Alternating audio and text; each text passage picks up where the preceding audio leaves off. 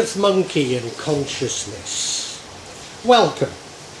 Welcome. Those of you who follow my shorts might have picked up on the fact that both our neighbours in Jakarta and in Java are sending black magic to my family and I.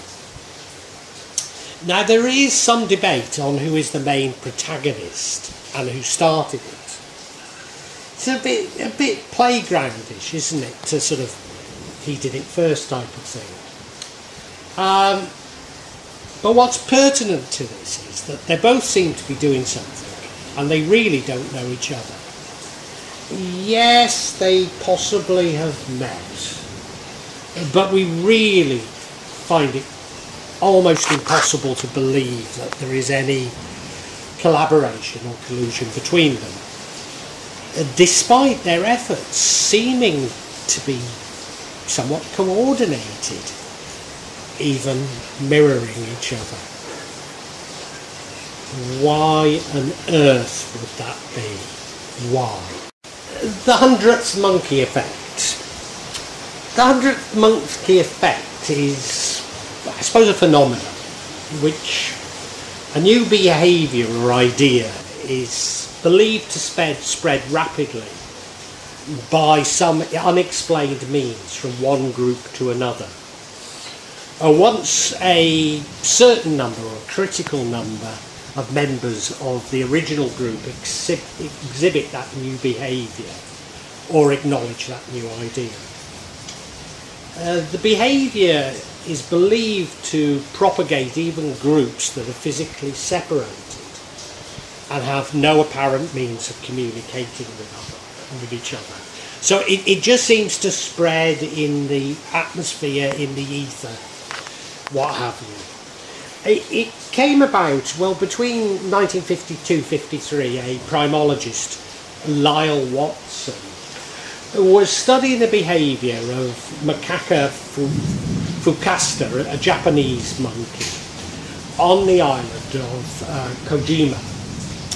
And the researchers would provide these monkeys with food like sweet potatoes and wheat in the open, often on the beaches. Now, a byproduct, if you like, of the research was that scientists witnessed a number of sort of innovative evolutionary behavioural changes to the troop of monkeys, two of which were orchestrated by one young female and the others by her siblings and contemporaries. The account of only one of these behavioural changes spread into this phenomenon which, it's called the hundredth monkey effect, which was then loosely published as a story. And now, of course, such things are a red rag to a bull for scientists. So they've attempted to discredit the original story, and you know, clearly it was a byproduct, so it wasn't done, that wasn't the point of the experiment. So it can easily be discredited. And of course they've set up experiments to replicate the similar sorts of effects, often being unable to, and I say often because of when you get into the realm of quantum physics, some interesting things begin to happen which do seem to replicate them. But most physicists would argue that that's got nothing whatsoever to do with it.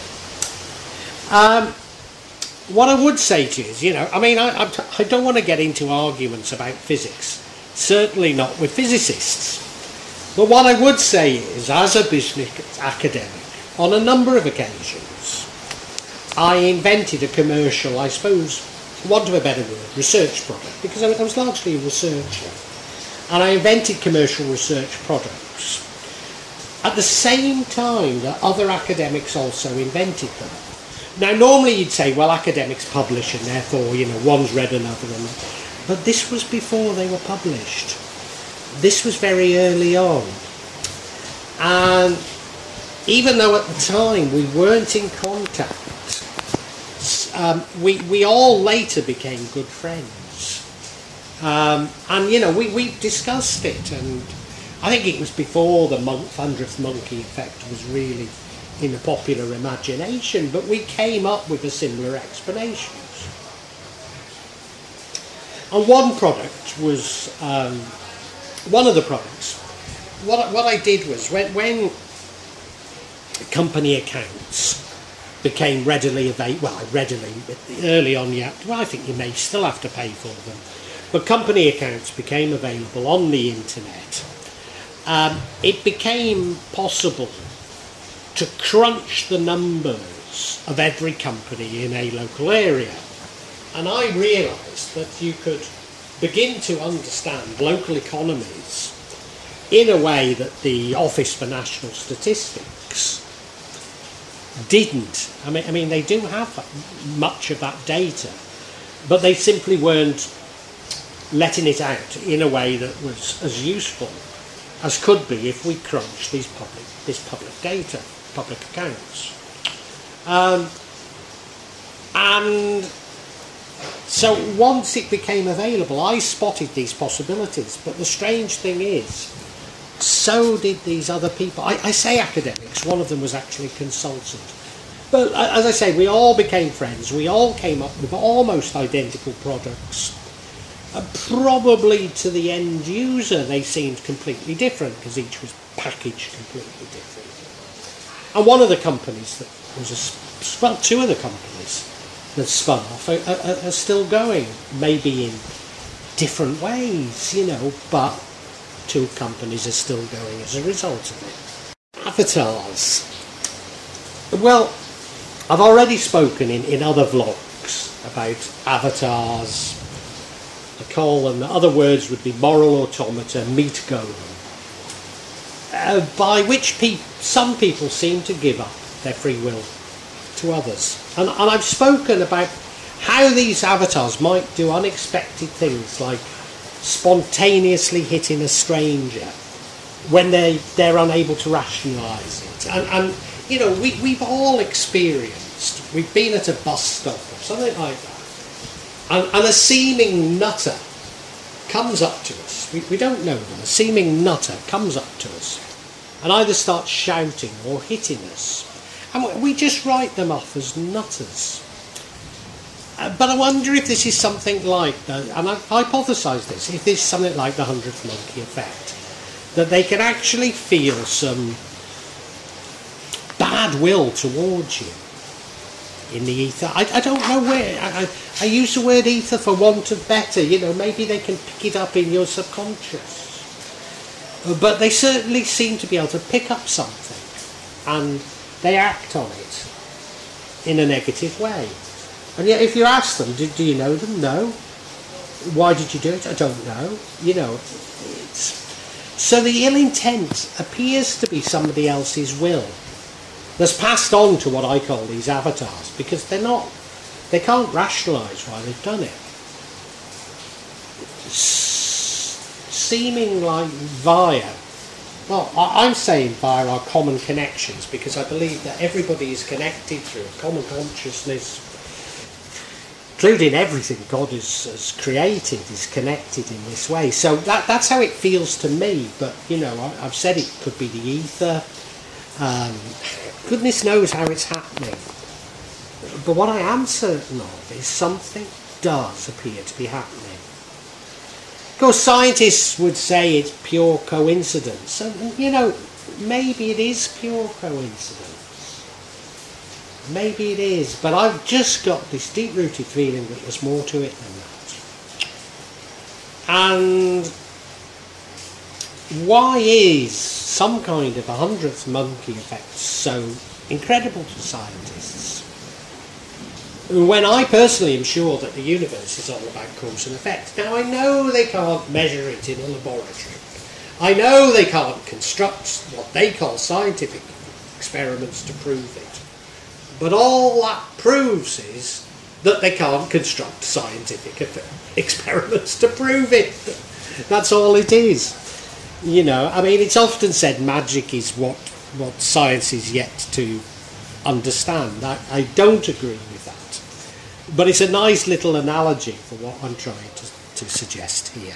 Well, I am Chamani, Well, you've probably heard before, but around 4 years ago, my wife completely lost her mind.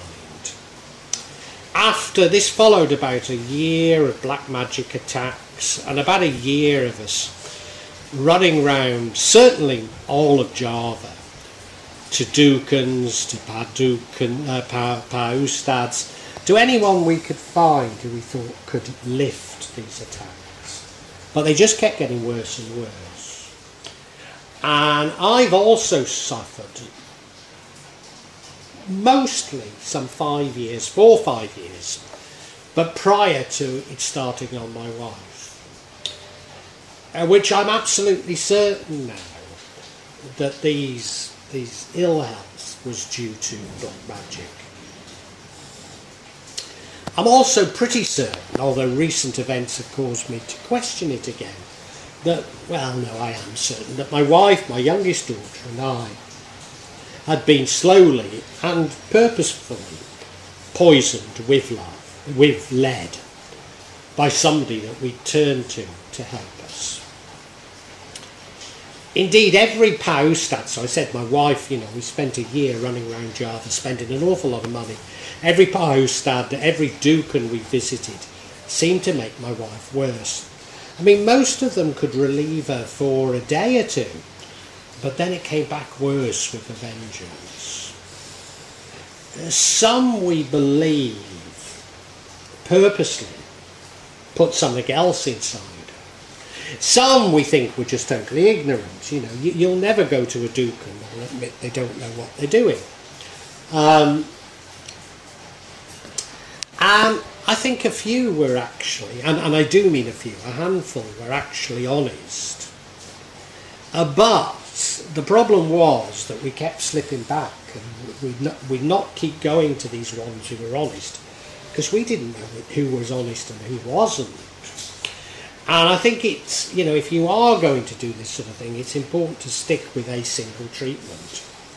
So yeah, we ran around in panic and everything got worse and worse. And now, recently, for some time, both my wife and I have been receiving warnings that things are somewhat repeating themselves. There's other parts to these messages, but let's leave it at that for now. Mine mostly come through my meditation, and my wife's mainly via dreams. And despite us using different methods, and often at times not even talking about what we found out to each other for some time, there tends to be an incredible harmony, if you like, within these messages. So on our last visit to Parkano, he found a jinn within my wife, and he said that had come from a spell using the feathers of an iron chamani. This is an all-black chicken, including its flesh is grey, to be honest, but including its legs. And it's very expensive and believed to be a delicacy in the West. But the spell associated with the iron chamani slowly wipes the mind of the victim. So it's a bit like, you hear about the CIA's, indeed the Vietnamese army, I'm not sure. Anyway, this mind control. First they wipe the mind, and then they plant other things in it, and that's just what the magician does. And that's exactly what happened to my wife some 4 years ago. Now, we did go to a hospital. I mean, she was so manic. Totally manic. I think she was in danger of killing herself within days. She hadn't slept in 3 nights anyway. Hadn't slept at all, 3 nights and 3 days. But we ended up in a hospital with a psychiatrist under psychiatric care. She was given some psychotropic medication from South Korea, which did calm her down, but left her with the mind of a child. So it was like her mind had been completely wiped, and this was allowing her to rebuild her mind. She grew up maybe a year every day, maybe a bit slower than that. But the real thing that helped her was Parkano. It's him who eventually got her back to normal. But I've got to add that this was over years, not over weeks, you know. And yeah, I mean, she was reasonably functioning within 5 months, shall we say. But I know, and she knows, people meeting her probably wouldn't spot it. But there's still a residual fear, and there's still some memory loss there. So she's not unscarred. You couldn't say she's unscarred. Pacano was sure. So when we went this last time, this spell using the feathers of an iron chamani, he was certain it was coming from somewhere close to our home in Java. So obviously the Duke and brother, whom we already knew was behind some of the original mischief that occurred with my wife when she was ill, and definitely, there's no question about it, was attempting to keep her ill when she was ill. I should add that my wife's youngest sister lost her mind many years ago in a very similar way, and is only just beginning to get some rationale and memory back after some 30 years. Furthermore, our other brothers claim that it's the Duke and brother who killed his own father, who died young. So, you know, I mean, there's definitely some sort of foul play, even if you don't believe it's black magic, in the death of the father, and also the mother. Now, up until now, I've been charitable towards him. I mean, I know he's naughty.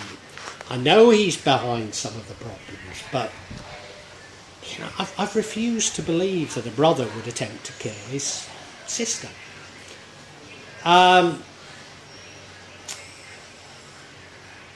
But, I mean, this has caused me to really reappraise it, because if it's him who's the main protagonist...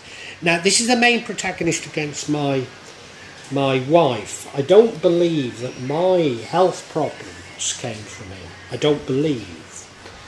But I'm now saying to myself, do I really want to remain in Java, living opposite somebody who's trying to kill my wife, when I could live in Jakarta, living in front of somebody who's trying to kill me, but a little more haphazardly.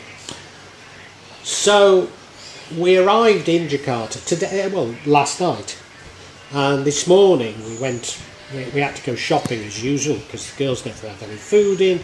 So we went to the supermarket, and when we came back, I ought to say the reason we came to Jakarta is they've been causing problems for our daughters. Now, these problems are sort of physical problems. So they planted a tree in front of the one's window so she won't be able to see out. They've been spreading rumours about the younger one, which caused one of the other neighbours to slash the tyres on a motorbike. But we know that this is all about some sort of making us emotional and therefore susceptible to the magic they're using or the jinn possession. So this is our first day back in Jakarta. We've been to the supermarket, been shopping, and as I came back, I noticed chicken.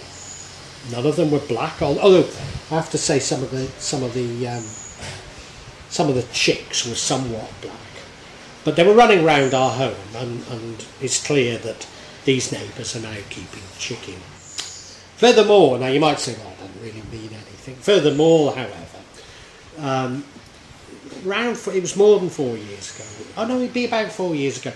We found a dead burung chamani. That's a dead blackbird. Not blackbird as in a blackbird, but a bird that is all black, like the chicken's all black, on our roof, that had clearly been sacrificed in some sort of a ritual.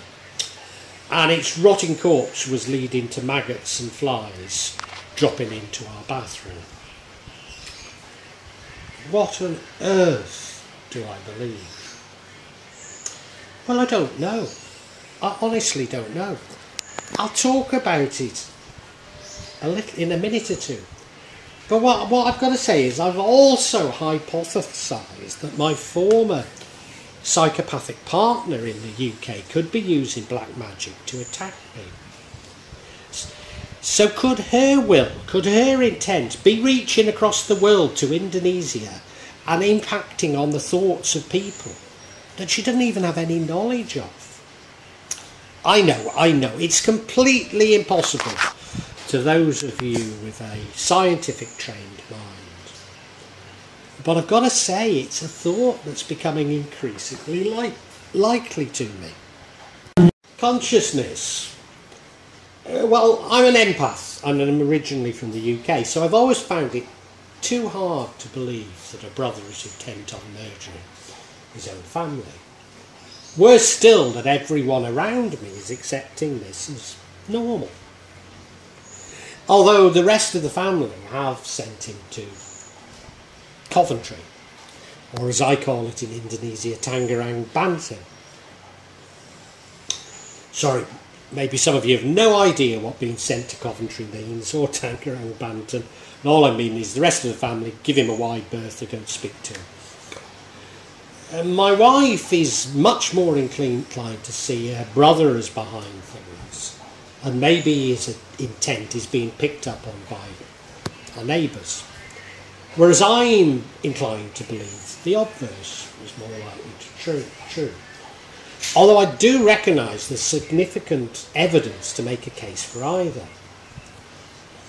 Now, interestingly, both me and my wife have independently come up with this view that one is influencing the other, even though they don't know each other. Her through her dreams, me through my meditations. But I have to ask myself, is it my wife's consciousness that's creating her brother as the monster and his actions, and my consciousness creating the Jakarta neighbours as monsters and their actions? That we actually create our own demons from our deepest fears. Now, I've often found it very difficult to explain the contradiction of me rejecting solipsism with the belief that we co-create our reality with God, because these observations seem to be at the heart of this dilemma. For am I also creating my wife, her fears and her manifestations? So ridiculous as it seems easier to explain all this via a materialist perspective, which incorporates the 100th monkey effect, than through consciousness.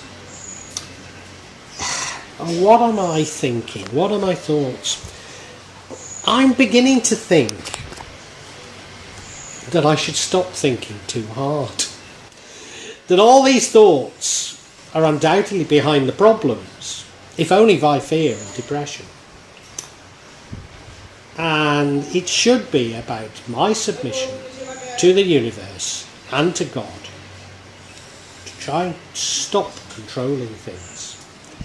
Now, this might seem like a throwaway statement, but it's not, because both my wife and I have had messages which suggest we're about to receive justice for all our suffering, and we both know that this means that the perpetrators are about to die.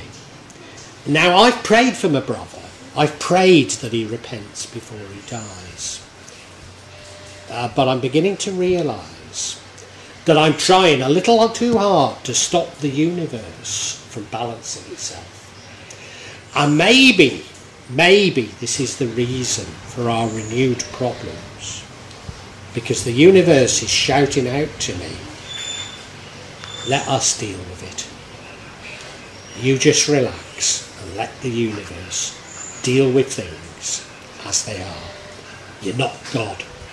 You're not God. Really hope you've enjoyed this. Because these are real events, I can't say how regularly I'm going to be adding to this subsection. Because I don't know how often they're going to occur. But I would imagine that they'll be at least every couple of months, maybe monthly. Now, if you'd like to know when that's going to be, please subscribe and hit the button, and you'll get information on when new ones are released. I'd love you to make comments and ask questions, and if you do, I'll attempt to answer them as honestly as I can. I promise you that there's no attempt on this channel, or this part of this channel, of me. There'll be no attempt by me at any type of subterfuge. I'll try to be as honest and open as I possibly can be. Inevitably, there will be some of you who disagree with my interpretation, and we can agree to disagree. But what you're seeing is real stuff here. What I'd love you to do, if you enjoyed this, is look at my other sections. Particularly, I've written novels about magic in Java, and they contain much more information in them, especially me trying to understand the theories of magic, the psychology of it, and I try and intersperse them with a sort of spiritual dimension. Anyway, thank you so much for watching, and God bless you.